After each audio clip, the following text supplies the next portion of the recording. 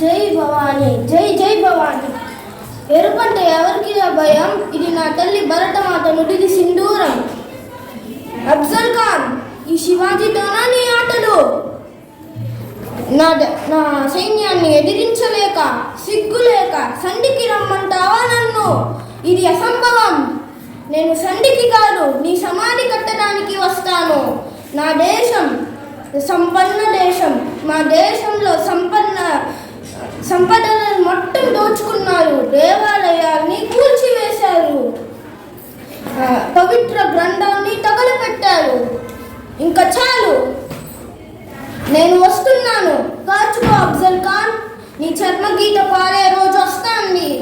దేశ రక్షాపరం, దేశ రక్షాపుణ్యం అని మా అమ్మ జిజియాబాయి చెప్పింది.